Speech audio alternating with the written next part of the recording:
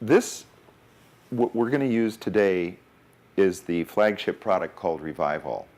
And Revival has 6 flowers in it.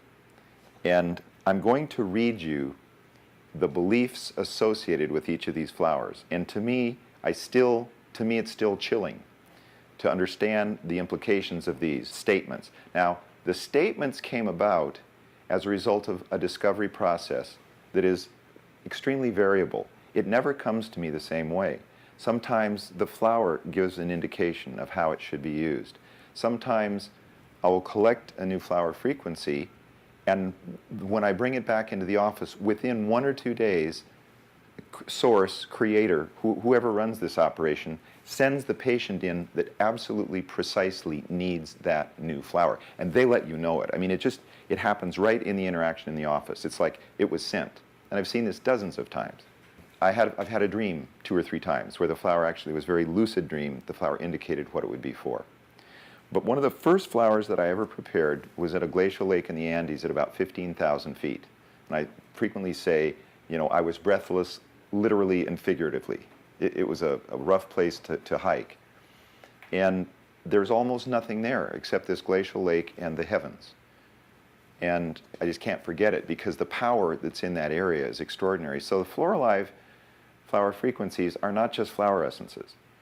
They are extraordinarily unusual because the flower is not cut. That's why the process is patented. So the flower is actually extracted. I take equipment with me when I travel around the world.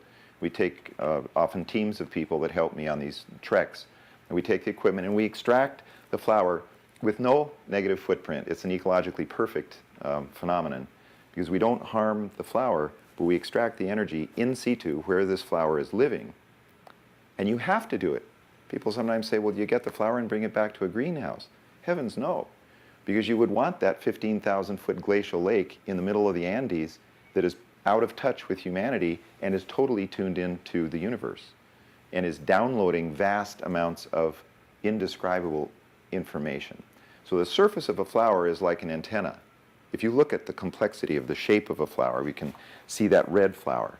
The red flower is what I'm talking about here. This red flower was the one that I extracted at that glacial lake at about 15,000 feet.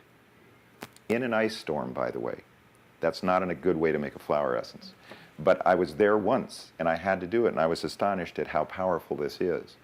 Because of the way that my process works, it does not require sun, like the old Dr. Bach method, because I can make it in a rainforest where there is no sun.